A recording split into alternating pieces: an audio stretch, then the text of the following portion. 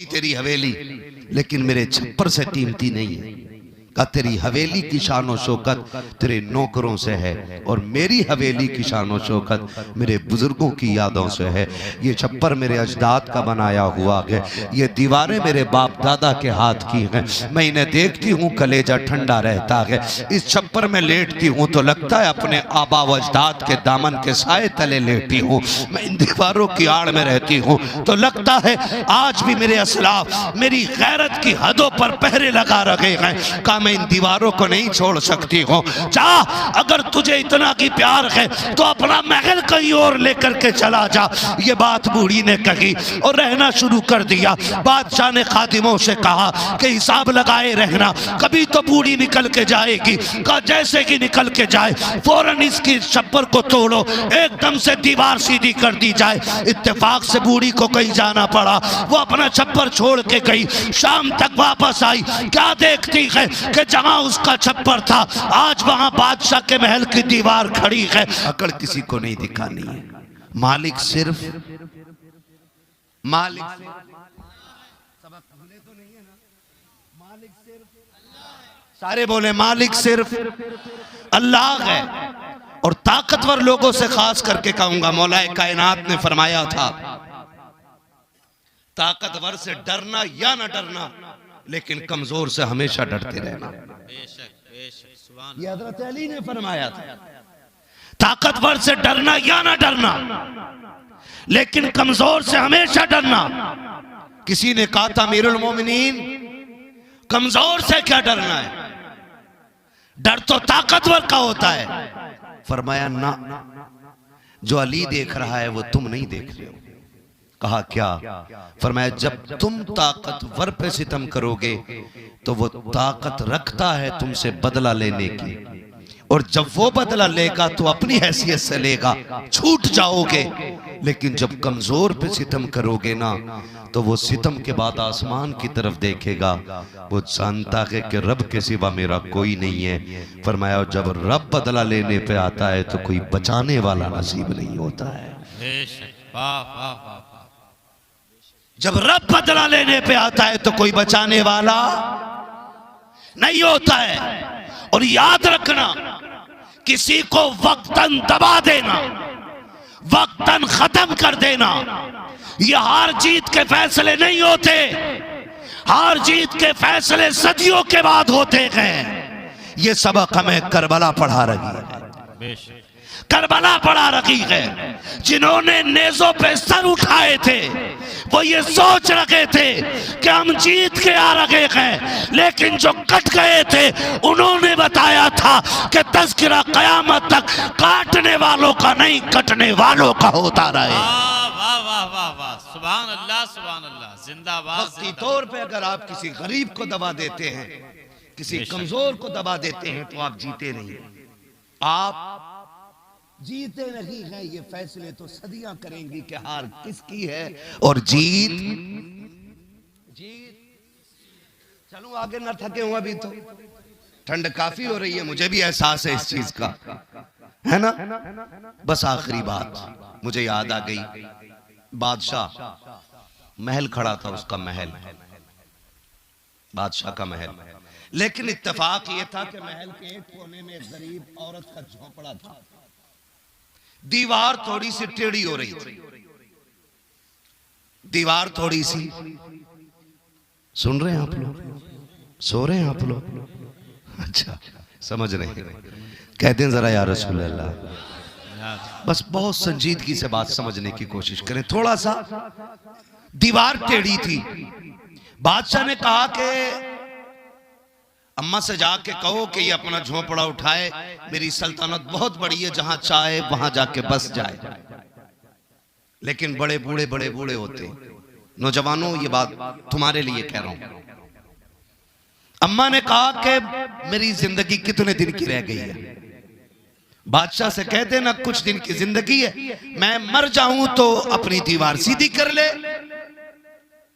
बादशाह ने फिर खबर भेजी कि तू छोड़ती क्यों नहीं झोंपड़ी को। उसने बड़ी बात कही थी, उसने कहा था बादशाह तेरे महल में वो रौनक नहीं जो मेरे छप्पर में रौनक है। कहा क्यों? कहा तूने रौनक के लिए नौकर पाल रखे हैं, मैंने अपनी हवेली में रौनक के लिए अपने बुजुर्गों की यादें बचा के रखी हुई हैं। वाह वाह वाह वाह वाह, सुभान अल्लाह। एक एक नौजवान इस बात को गौर से सुने। अल्लाह आपको पैसा देना तो कम से कम वो दीवार तो बिल्कुल न गिराना जिसे तुम्हारे बाप ने बनाया हो। उस पेड़ को बिल्कुल ना काटना जिसकी जड़ों में बाप की खून पसीने की मेहनत का पानी लगा हुआ हो। हवेली बढ़ाने के लिए अपनों की यादों को मिट्टी में ना मिलाना, इसलिए कि जो पेड़ कट जाते हैं उन्हें लगाने वाले दोबारा नहीं आते।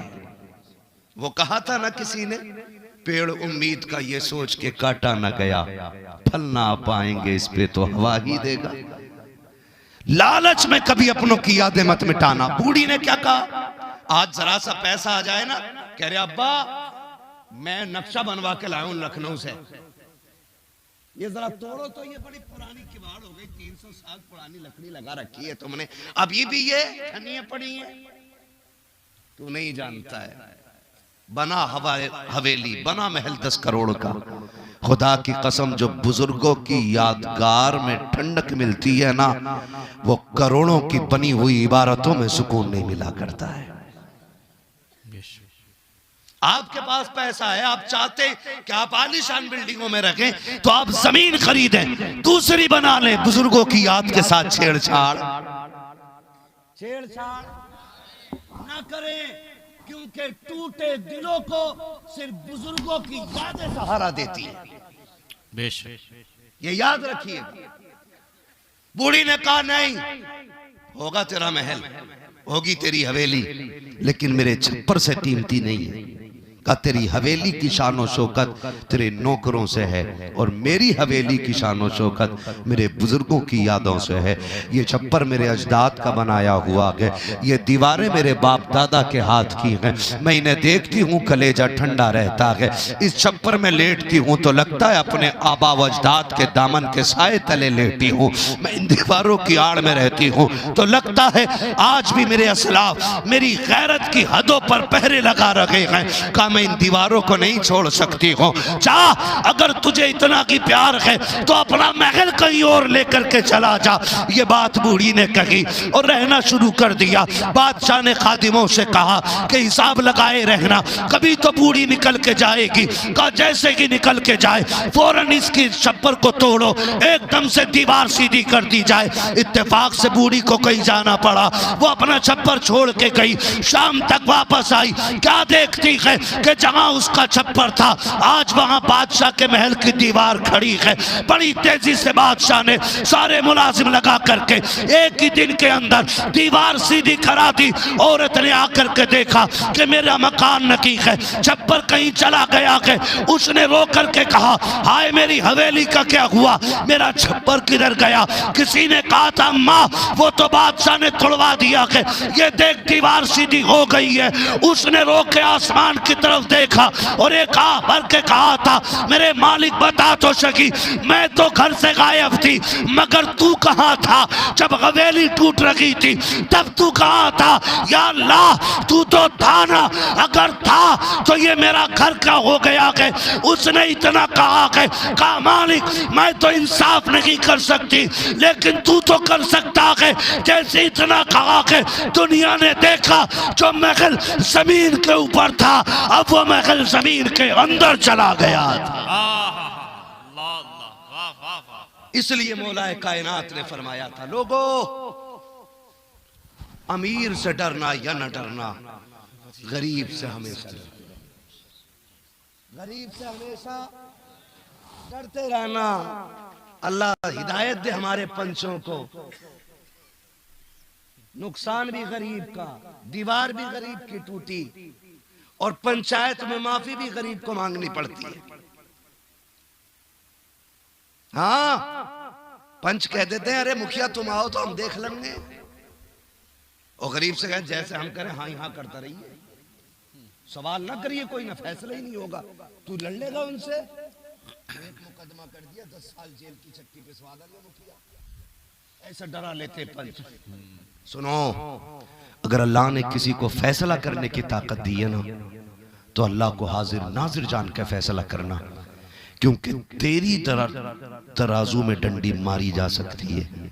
अल्लाह जो मीजान कायम करेगा ना, खुदा की कसम वो एक एक बाल तोल देगी, एक एक बाल तोल देगी। आज गरीब को आंख मार के दबा देते हो, वहां चलने वाली नहीं है, वहां चलने वाली नहीं है। अगर यही कमजोरी आनी है ना, तो फिर इस कमजोरी के साथ ही जिंदगी गुजारे। समझ के मेरी गुफ्तगू का मतलब, बुजुर्ग इसलिए अगर नहीं आए कि हैं लेकिन कमजोर हो गए, तो फिर ये दिन हम पे भी आना। और अगर इसलिए नहीं आए कि हैं ही नहीं, तो फिर सबक हासिल करें कि अब उम्रें इतनी मोहलत नहीं देती कि बाल सफेद हो जाए, जिंदगी इतनी मोहलत नहीं दे रही है कि बाल सफेद हो जाए।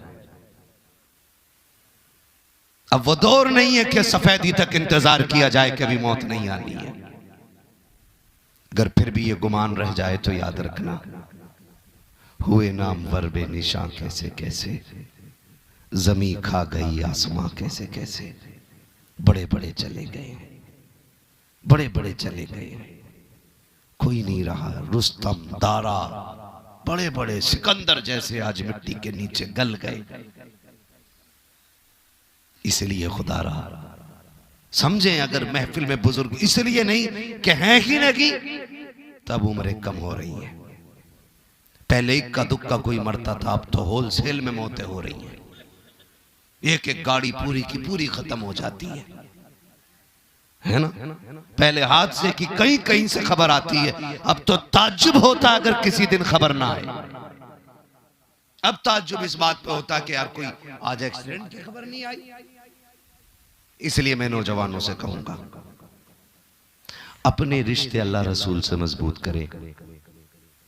नबुव्वत का दरवाजा बंद है, विलायत का दरवाजा बंद नहीं है। आप आज भी वली बन सकते हो, हम आज भी वली बन सकते हैं, अगर रिश्ते रब रसूल से मजबूत कर लिए जाएं। अगर रिश्ते अल्लाह और उसके रसूल से मजबूत कर लिए जाएं। और मैं कहता हूं कम से कम कुछ तो करें ना, हम कुछ तो करें। हम कुछ नहीं कर सकते हो तो कम से कम चेहरा हुजूर जैसा बना लें। अपने चेहरों पे हुजूर की सुन्नत सजा लो, सर पे टोपियां ओढ़ना शुरू कर दो। कसम खा के कहता हूं, आप सुन्नत चेहरे पे सजा लो, कब्र में पहुंचोगे, फरिश्ते कफन हटाएंगे, पूछेंगे हिसाब लेना है कि नहीं लेना। कहा क्यों?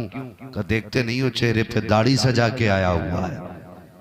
हुजूर देख के कहेंगे फरिश्तों लगता नहीं तुम्हें कि जो दुनिया में मुझसे मोहब्बत की ये दलील लेके आया है कि दाढ़ी अपने सीने पे रख के लाया है, ये मेरा सच्चा गुलाम लेटा हुआ है। कम से कम इतना कर ले, दाढ़ी रख ले, है ना। रखेंगे इंशाल्लाह, रखेंगे ना इंशाल्लाह। ये लोग नहीं, मैं हाथ नहीं उठवाऊंगा भाई। मेरे एक भाई ने हाथ उठा दिया, मुझे इस चीज से भी डर लगता है। हाथ उठवा लिया जाए वाह वाह के लिए, 4 हाथ उठा दे, फिर 2 रखें 2 ना रखें, तो ये झूठ किससे हो रहा है? झूठ किससे हो रहा है? मैं समझता हूं कि ये नेकियां वही करेंगे जिस पे हुजूर की खास नजर करम मदीने से हो जाएगी इंशाअल्लाह। सुभान अल्लाह। और ये फैसले महफिलों में नहीं, ये फैसले बिस्तर पे हो जाया करते हैं। बेशक लेट के कभी तो गैरत आएगी ना कि हुजूर ने मेरे लिए इतना किया है और मैं हुजूर के लिए इतना नहीं कर सकता। बेशक मैं उनके लिए दाढ़ी नहीं रखूंगा, मैं उनके लिए बाल बड़े नहीं कर सकता। खुदारा कभी तो ख्याल आएगा। और इंशाअल्लाह देखना, मैं कहता हूं मेरे वजूद मुझे एड़ियां रगड़ने दे, मेरा यकीन है पानी यहीं से निकलेगा। बेशक ये सोच के मैं कोशिश करता हूं। और तब्दीली आई है, हुजूर के गुलामों ने रखी हैं दाढ़ियां। मैं उस दिन तकरीर कर रहा था अब्दुल करीम भाई, एक आया और मुझसे लिपट के रोने लगा। मैंने कहा बात क्या है?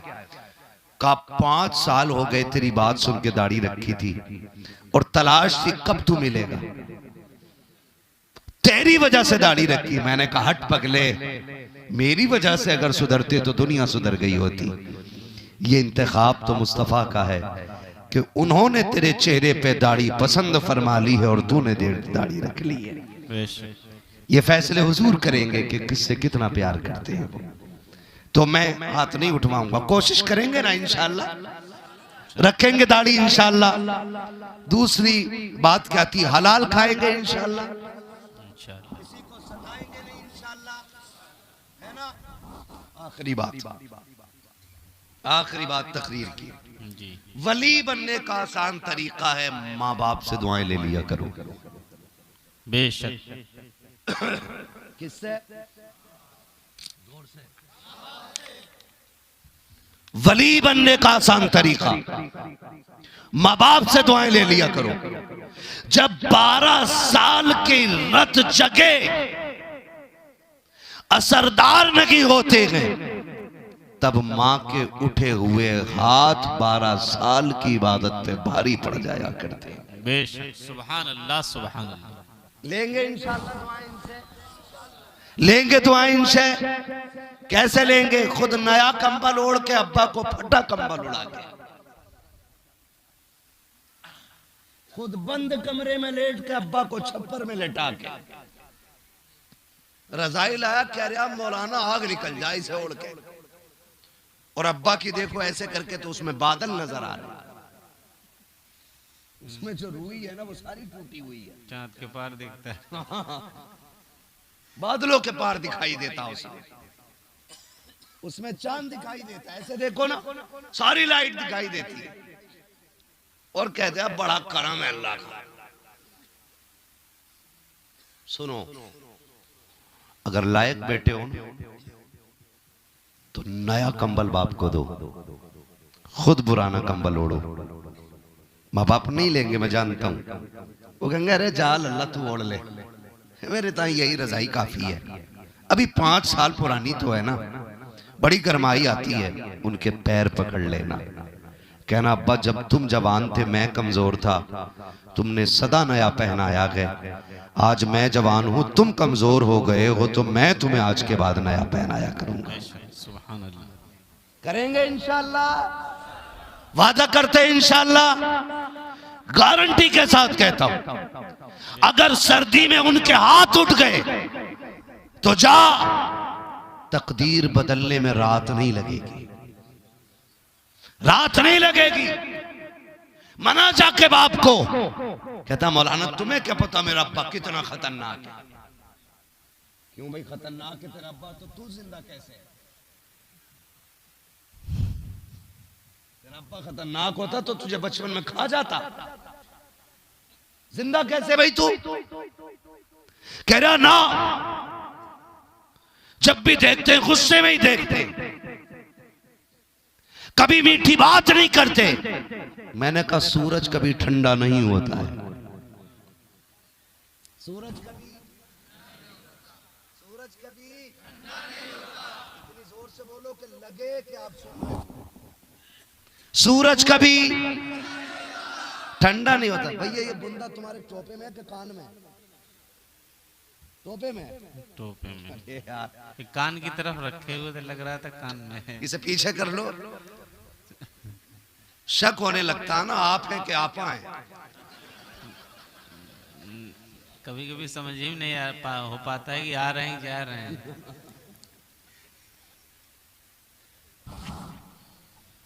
चलूं आगे थोड़ा सा, मैं क्या कह रहा था आपसे भुला दिया यार, क्या कह रहा था?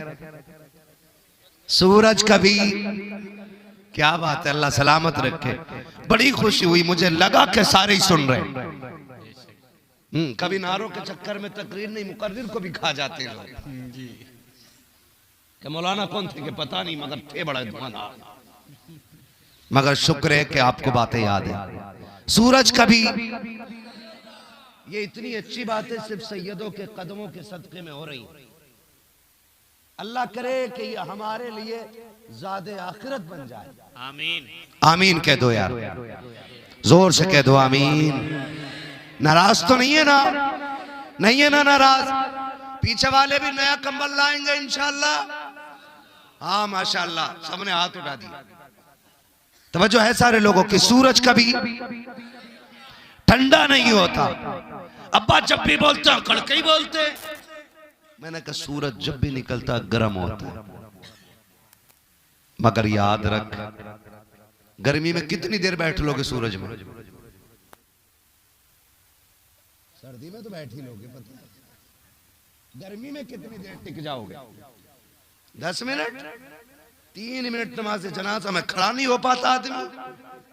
नमाज जनाजा में कह रहा जल्दी करो। कौन नहीं आया भाई, कौन नहीं आया भाई? पढ़ाते क्यों नहीं मौलाना? किसकी रह गई भाई? अरे वो पढ़ लेंगे यार। मर जाता, मर 3 मिनट में। ऐसा लगता है नमाज से जनाजा पढ़ने नहीं, एहसान करने आया मरने वाले। जबकि हक है उसका कि उसकी नमाज से जनाजा पढ़ी जाए। खड़ो खड़ो हो। मौलाना को तो कुछ पता ही ना, हुजरे में बैठे, ये देखो सूरज तो हमारे ऊपर पड़ रहा। हाँ, और कुछ कहते ना भैया पेड़ के नीचे बैठ लो, नमाज वही पढ़ लो। उधर नीम के नीचे खड़े कुछ बख्शवाने आए, उनसे पूछो क्यों ना पढ़ी? कह रहे कपड़े ठीक ना थे। तो बेगैरत, जब तेरे कपड़े ठीक नहीं थे तो हमारे जनाजों में आने की इजाजत किसने दी तुझे? हमारे जनाजों में वो आया करे जिनका ईमान भी ठीक होता है और कपड़े भी ठीक होते हैं। बेशक है ना भाई? तो कह रहा कपड़े ठीक ना थे, दूर खड़े हो जाते। बात समझ में आ रही है ना? 3 मिनट सूरज में नहीं रुक पाते। लेकिन सूरज कितना जरूरी है। अगर छुप जाए तो छुप जाए, अंधेरा हो जाता है, यानी कि रात हो जाती है। बाप सख्त कितना भी हो, अगर कब्र में चला जाए तो जिंदगी में अंधेरा हो जाया करता है। आप ये कह ही नहीं सकते हो कि बाप सख्त है। मैं जानता हूं, हाँ बाप का लहजा सख्त हो सकता है, बाप गुस्से का तेज हो सकता है, लेकिन जा मेरी पूरी गारंटी है, तुझसे बाप 5 साल से नहीं बोला है, 4 साल से नहीं बोला है, तुझे अच्छी नजर से नहीं देखा है। जा बाप सोता होगा, सलाम हो जाए, जलसा खत्म हो जाए, उसके कदमों में जाके बैठ जाना, उसके तलवे दबाना शुरू करना। जैसी उसकी आंख खुलेगी वो उठ के बैठेगा, तुझसे पूछे कौन है, कहना अब्बा तेरा नाफरमान बेटा आ गया है, इसे माफ कर दो। कसम खा के कहता हूँ, खता तूने की है, रोता हुआ बाप नजर आएगा, गलती तेरी है, आंख में बाप के आंसू होंगे, तूने खता की थी। बाप रो के कहेगा पगले तू तो आज आया है, मैंने तुझको पहले ही दिन अपनी तरफ से माफ कर दिया था। सच ये है कि तूने बाप को जाना ही नहीं है, बाप को जाना ही नहीं है। जाओ, गारंटी है मेरी, उनकी कदमों में जाके बैठ जाना। कितने नाराज क्यों ना हो, तूने कितना सितम क्यों ना किया हो, उनके पैर पकड़ना। वो कहेंगे पगले सोया नहीं, कहना तुझे नाराज करके नींद नहीं आ रही है। फिर देख वो तुझसे लिपट के कितना रोता है, फिर देख उसकी गर्मी नरमी में कैसे बदल जाती है। हाँ तो करेंगे इंशाल्लाह राजी माँ बाप को, वादा करते हैं इंशाल्लाह। अच्छा ये बताओ हाथ उठा के किस किस के माँ बाप राजी हैं? माशाल्लाह माशाल्लाह, खुशी हुई देख के। फिर से पूछ लिए, जिंदा वालिद नहीं उठा रहे हैं। मैंने ये पूछा वो लोग हाथ उठाएं जिनके माँ बाप उनसे राजी हों, राजी माँ बाप वाले, जिनके माँ बाप अपने बेटों से राजी हैं। माशाल्लाह सुभान माशाल्लाह ज्यादातर हाथ ऐसे हैं कि जिनके माँ बाप राजी हैं। माशाल्लाह, जिंदाबाद, सुभान। सलामत रहो। और ये इतनी बड़ी नेमत है, इतनी बड़ी नेमत है। पूछा गया ये कैसे पता चलेगा खुदा राजी है कि नाराज?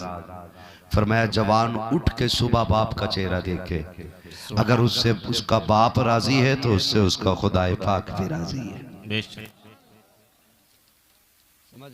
बेशक, सुभान अल्लाह। अब एक बात तरीका मैं बताता हूं। अब यहाँ तो हो सकता है ना किसी ने हाथ यूं उठा दिया हो कि बात खराब ना हो जाए। कई बार ऐसा होता है अब्दुल करीम भाई, अम्मा की शान में शेर वही पढ़वाता जिसने सबसे ज्यादा अम्मा को रुलाया होता जी। और शेर पढ़े देखो भाई बड़ा प्यार करता अम्मा से। अम्मा ने कहा ले लल्ला ये सिरप ला दी 20 रुपए का, मसाला खान पैसे ही ना है तुम्हें सिरप लाए दे। ये है माँ के फरमा बरदार। सुनो मैं एक बात जानता हूं, अगर अब पता लगाना हो कि किसकी इज्जत घर के अंदर है और किसकी नहीं, तो एक आसान तरीका मैं बता रहा हूं, बता दो।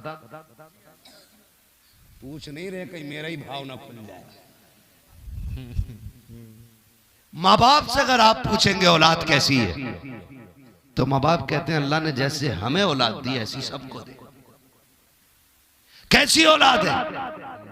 अम्मा कहती मेरा बेटा कभी मेरे बगैर खाता ही नहीं।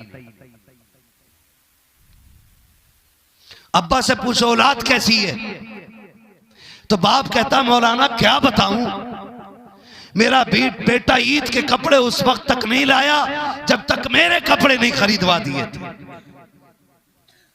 क्यों? क्योंकि माँ बाप अपनी औलाद को समाज में रुसवा करना नहीं चाहते हैं,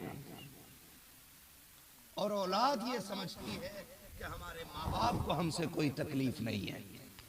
ये सुनना मेरी बात कान खोल के। जी खत्म कर लूं, 1 घंटा हो चुका। बोले आप बोले। जितने लोग सुनना चाहते हैं वो कहते जरा या रसूल अल्लाह, या रसूल अल्लाह। जो जलसा खत्म करना चाहते हैं वो कहते हैं जरा या रसूल अल्लाह। या रसूल अल्लाह के नारे सबको प्यार है। हाँ, जलसा खत्म करना नहीं चाह रहे। नहीं,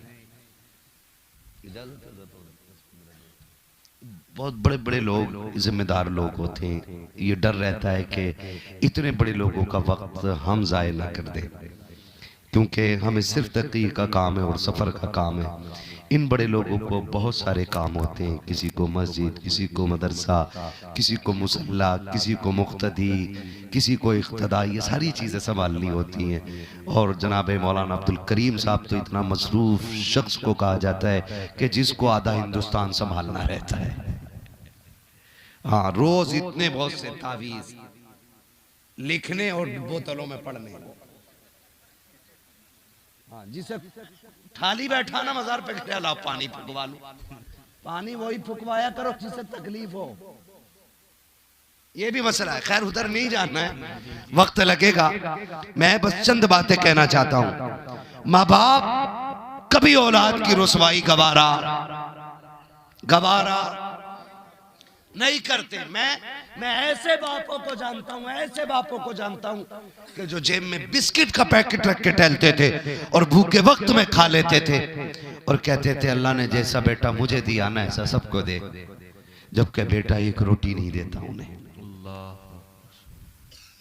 एक रोटी नहीं देता उन्हें। खुदारा आपसे हाथ जोड़ के कहता हूं, आप फाके से सो जाना, लेकिन कभी माँ बाप को भूखा मत सोने देना। अगर आपको जिगर गुर्दा बेचना पड़ जाए, इनके एक वक्त के खाने के लिए बेच दो। कोई ये न कहे कि हराम शय की बै भी हराम है, ये फतवा ना लगाए, मैं कुछ और बताना चाह रहा हूं। आपको जितनी कीमती शय देनी पड़े इनके लिए दे दो, लेकिन इन्हें भूखा मत सोने देना। अपने लुकमों से पहले इनके लुकमे चेक किया करो, अपने जायके से पहले इनका जायका चेक किया करो। संडे टू संडे वाइफ से कहते हो चल आज तेरी मर्जी का होटल में खिलाना है, कभी एक दिन माँ बाप का हाथ पकड़ के कहे अब आज तू बता तेरी मर्जी का खाना बनेगा, आज तू बोल क्या खाना है खाएगा, आज तू बता तेरी तबीयत किस खाने को कर रही है, तो जो कीमत दे करके वो खाना बनाया जाए बनाओ। इसलिए कि जब हम नहीं कमाते थे तो हमारा बाप हमारी मर्जी के खाने बनवाता था, आज हम उसकी मर्जी के खाने बनवाए, ये हम पे वाजिब है। करेंगे इंशाअल्लाह। मैं जब कभी सेल्फी देखता हूँ ना लोगों की होटल में, यूं घोड़े पे बैठ के किधर के फना रेस्टोरेंट में, एक बार बाप के साथ भी सेल्फी ले, लाओ से अच्छे कीमती खाने खिला और क्या अब्बा ये भी तेरे कदमों की खैरात है जो आज तेरा बेटा यहां तक पहुंचा है। कहा करो ये बातें बाप से बैठ के, बंदा कहते ही नहीं, कह रहे अब्बा इंसाफ नहीं किया तुमने, अल्लाह के आगे पूछना। कोई इतना कूटा जाएगा कि वहां पहुंचने की नौबत ही नहीं आएगी, पहले ही रिफर कर दिया जाएगा बाईपास से जहन्नम में। वालिद साहब का फोटो स्टेटस पे इंतकाल के बाद लिखते हैं हाय मेरे वालिद साहब। हाय जिंदगी में कभी ना कहीं हाय मेरे अब्बा। हाँ, इंतकाल के बाद लगाते सब पुरानी तस्वीरें, पुरानी यादगार। हाँ, वो ईद पे ना किसी ने स्टेटस लगाया था, मुझे तो हैरत हुई। कब्रिस्तान में खड़ा और किसी से फोटो लिया उसने पीछे से और लगाया, यार चले गए चाहने वाले, यार चले गए चाहने वाले। तो मैंने कहा तेरी आंख बाद में खुली है जब तेरा भी नंबर आ चला है। तो अब्बा के मरने के बाद मेरे अजमतों वाले अब्बा, मेरे रिफतों वाले अब्बा, बेगैरत बेटे, एक जगह गए 40वें की फातह, पान पुड़िया भी रखी वहां, सिगरेट भी, दुनिया भर के पकवान। ये क्या? अब्बा को ये सब पसंद था। नहीं होता है, कहीं कहीं होता है, कहीं कहीं लोग रखते हैं। हमने भी देखा है। कहीं कहीं हुक्का भी लगा के रखते हैं। क्या वो मैं नहीं समझ पा रहा हूँ। तो मिट्टी का बर्तन तो सुन्नत है, वो रख लो, लेकिन उसमें रूह रहती है। तो ये काम कर लिया करो इमाम लोगों, ये रूहें प्यालियों से निकालो। खैरियत है ना आप लोग? तो पान रखा, मसाला रखा, सारी चीजें रखी हैं। कहा क्या कि अब्बा को ये सारा पसंद था। मैं पूछना चाहता हूँ, जब वो एड़ियां रगड़ता रहा तब हमें उसकी पसंद का ख्याल नहीं आया? जब सर्दी में वो एक ताजा रोटी के लिए तुमसे लड़ता रहा तब तुम्हें ख्याल नहीं आया? जब वो ये कहता था बेटे ठंडी रोटी दांतों से कटती रही, तेरी बेबी ये ताना देती रही, तेरी बीवी कहती थी बेटियों की दौर में बड़ी गर्म रोटियां खाई हैं, जो बहुओं के दौर में शौक हो रखा है। मैं कहता हूँ बेगैरत सुन, जब ये जवान था तो लोगे के चने चबा जाता था, रोटी की क्या हैसियत है? आज दांत उखड़ गए हैं, दाढ़ें निकल गई हैं। गर्म रोटी इसलिए नहीं मांग रखा है कि शौक पूरे हो जाए, इसलिए मांग रखा है कि पेट भर जाए। मैं कहता हूँ खुदा के वास्ते 40वें के खाने से पहले अपने बाप की खिदमत कर लो, इसलिए कि अगर 40वें से पहले इसकी मर्जी का खिलाओगे ये भी राजी हो जाएगा, साथ खुदा भी राजी हो जाएगा। सुभान अल्लाह, जिंदाबाद। हाँ, लेकिन माँ बाप बुराई बेटे की कभी कभी नहीं करते। एक माँ है, बूढ़ी हो गई है, खांस रही है। सुनो माँ के लिए औलाद क्या होती है। खांस रही है, बहू ने कहा सुनो ये अम्मा जो है ना तुम्हारी, ये सोने नहीं देती है। कहा फिर? कहा इसे अलग करो, इसे अलग करो। दिमाग लगाया बेटे ने, पैसा होता तो घर बना लेता, और क्या करे क्या करे। उसके दिमाग में तरकीब आई, उसने सोचा क्यों ना मां को ओल्ड होम छोड़ दो। आया मां के पास बैठा। ये जुल्म करने वाले बड़े मीठे होते हैं और धोखा देने वालों के लहजे बड़े लचीले होते हैं। आके कहने लगा अम्मा बोर हो गई होगी ना घर में, आज चलो मैं तुम्हें घुमा के लाऊंगा। माँ बेचारी वो तो इस बात पे भरोसा कर जाती है ना कि बस अभी आ रहा हूं, और वो रात भर नहीं आता। ऐसे हजार झूठ वो देख चुकी है बेटे के, लेकिन फिर भी भरोसा कर लेती है। उसने कहा अम्मा साल भर से घर में रह रही हो, मार्केट नहीं गई, आज मेरा जी चाहता है मैं तुम्हें मार्केट घुमा के लाऊं। माँ बड़ी खुश हुई, आज बेटे को बड़ा प्यार आ रहा है। माँ ने कहा ठीक है बेटे, कैसे? चल मेरी गाड़ी में बैठ। बेटे ने माँ को गाड़ी में बिठाया। आज माँ राजी हो रही है कि जिसे पूरी जिंदगी कंधों पे उठाती रही, आज वो बेटा मुझे गाड़ी पे घुमा रहा है। माँ कदम कदम पे दुआएं दे रही, अल्लाह मेरे बेटे को सलामत रखना, अल्लाह इसकी खुशियों में कमी ना आए। माँ पूछ रही है बेटे, माँ तो बड़ी सादा होती है ना, बड़ी सादा होती है। बेटे ये इमारत काहे की है? अम्मा ये बैंक है। ये इमारत काहे की है? अम्मा ये हाल है। ये इमारत काहे की है? अम्मा ये फना बिल्डिंग है। बेटे ये क्या कहे? अम्मा ये पार्क है। बेटे ये क्या कहे? ये यहाँ की खूबसूरत इमारतें हैं। चलते चलते वो जगह आ गई जहाँ माँ को छोड़ने का फैसला किया था। ओल्ड होम के दरवाजे दरवाजे पे जाके बेटे ने गाड़ी रोक दी है और गाड़ी रोकने के बाद कहा अम्मा उतर आइए। माँ बेटे के हाथ का सहारा लेकर के गाड़ी से नीचे उतरी है। बेटा माँ को लेके सीढ़ी पे बैठ जाता है। ओल्ड एज होम का सीढ़ी बनी हुई थी, उसकी एक पैरी पे बेटा बैठ गया। अम्मा पूछ रही है बेटे ये कौन सी जगह है? अब बेटा कह रहा है अम्मा इसे ओल्ड होम कहा जाता है। अच्छा बेटे ये क्या होता है? अम्मा जो लोग बूढ़े हो जाते हैं औलाद उनकी यहाँ रख जाती है। अम्मा बड़ी अच्छी जगह होती है ये, यहाँ पे खिदमत करने वाले होते हैं, यहाँ पे वक्त पे खाना देने वाले होते हैं। माँ कहती है मैं समझ नहीं पाई कि बेटा चाहता क्या है। जब इतनी बात मेरे बेटे ने कही कि माँ यहाँ पे बुजुर्गों को रखा जाता है, माँ कहती है एहसास तो होने लगा था। क्या मतलब? मैं सोच रही थी कि मेरा बेटा तो यहाँ छोड़ के नहीं जाएगा। कहा फिर मेरी कुर्बानी याद आ गई। मैंने कहा ये कैसे हो सकता है? ये तो वो है तू जिसके लिए रातों को जागती रही है, ये तुझे कैसे छोड़ सकता है? ये वो है जिसके लिए तूने नींदें कुर्बान की है, ये तुझे कैसे छोड़ के जा सकता है? ये तो वो है जिसे एक शाम न देखूं तो दिल नहीं लगता है, ये मेरे बगैर कैसे रह सकता है? माँ ये सोच रही है, फिर खुद ही खुद दिल से फैसले करके कह रही है मेरा बेटा ऐसा नहीं कर सकता है। थोड़ी देर के बाद बेटे ने कहा अम्मा परेशान ना होना, आज के बाद तुझे इसी घर में रहना है। अल्लाह अकबर जैसी बेटे ने इतना कहा है माँ के पैरों तले जमीन निकल जाती है। फिर ख्याल क्या क्या ना माँ के जहन में आते हैं, क्या क्या नहीं सोचा होगा माँ ने जब बेटे ने इतना कहा है अम्मा तुझे इसी घर के अंदर रहना है। ये कह के उसने आवाज लगाई। ओल्ड एज होम की औरतें निकल करके आई और माँ को चारों तरफ से घेरा है।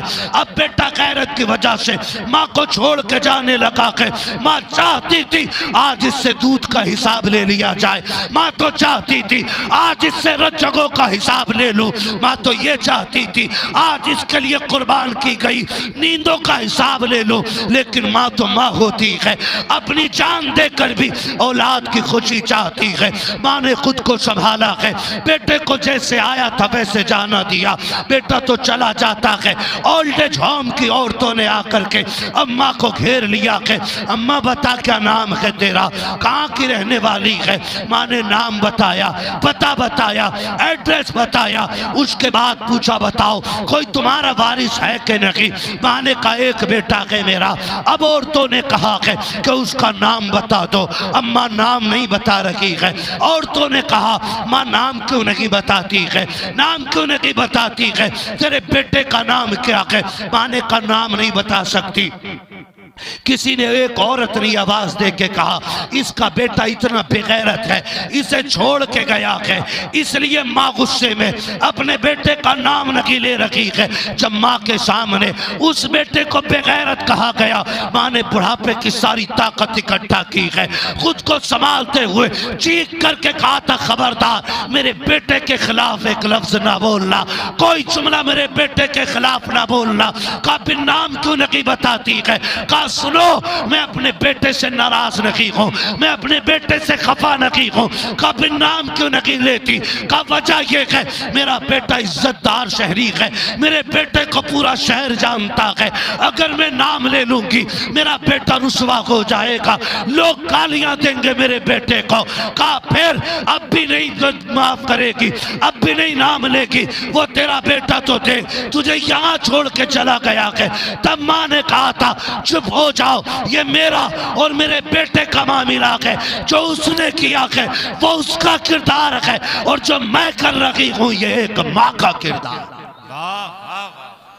सुभान अल्लाह, सुभान अल्लाह। माँ बाप कभी औलाद को सुभान अल्लाह। आप सितम भी करेंगे ना तो वो नहीं बताएंगे, नहीं बताएंगे। बेटा रोटी देता है कि नहीं ये अब्बा नहीं बताएगा, चाय मिली है कि नहीं ये बाप नहीं बताएगा। बस इतना याद रखना, इस सर्दी के मौसम में लोग आग जला लेते हैं ना, चौराहों पे जला लेते हैं कि नहीं? है ना, पड़ोसियों के उपले कंडे जला देना, धान की पराल जला देना, सर्दी में तापने मिलने जलती है कि नहीं आग? लोग ठंड में बैठते हैं। सुनो, उस आग के बुझने के बाद उस आग के बुझने के बाद अगर कोई बूढ़ा राख के सहारे बैठा रह जाता है तो समझ लेना कि इसके घर में इस बूढ़े की कोई इज्जत नहीं करता है।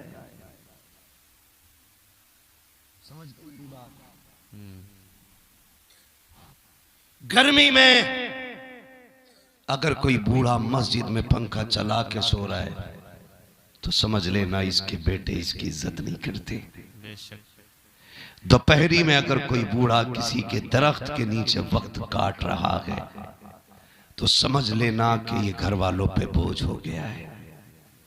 तुम्हें खुदा का वास्ता दे के कहता हूं, ये जो राख के आगे है, ये जो गैर के स्लिप पे बैठा है, ये जो सुनसान जगह दरख्त के साए में पड़ा है, ये सिर्फ बाप नहीं, ये तेरी जन्नत पड़ी है।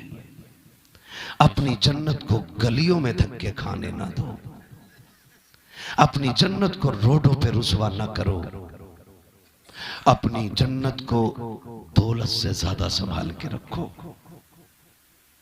मेरी इतनी गुजारिश है, माँ बाप बूढ़े हो जाएं, अपने से ज्यादा उनकी फिक्र करना शुरू करेंगे इंशाअल्लाह। इंशाअल्लाह करेंगे इंशाअल्लाह। कितने लोग वादा करते हैं, हाथ उठाएं इस बात पर। सुभान अल्लाह। अल्लाह इन उठे हाथों की लाज रख ले और साहिब मजार के सदक़े में सब बेटों को इतना दे कि वो अपने माँ बाप को खाने काबा की जियारत करा सके, और इतना दे दे कि सिर्फ जियारत ना कराएं बल्कि उनकी उंगली पकड़ के हुजूर के शहर की हाजिरी करने चले जाएं। अल्लाह हर बेटे को माँ बाप की खिदमत का सिला अता फरमाए। फरमाएगा या अय्युहल्लज़ीना आमनुत्तकुल्लाह व कूनू मास्सादिकीन, ऐ ईमान वालों अल्लाह से डरो और सच्चों के साथ हो जाओ। डरने का मतलब यह है जो चीज़ें हम पे लाजिम कर दी गई हैं उन पे अमल किया जाए, जिनसे रोक दिया गया है उनसे रुके रहे। व कूनू मास्सादिकीन, और सच्चों के साथ होने का मतलब यह है अल्लाह के वलियों से मोहब्बत रखें, उनसे रिश्ते कायम रखें, उनकी यादगार दिलों में रखें, इसलिए कि अमल हो नेक और वली साथ ना हो, अल्लाह वालों का साया ना हो। शैतान अमल की चोरी कर सकता है, ईमान भी चुरा सकता है, और अगर ईमान पे पहरेदार अब्दुल कादिर जीलानी हो तो किसी इब्लीस में ताकत नहीं जो ईमान चुरा सके। बेशक। सुभान अल्लाह। है ना? बस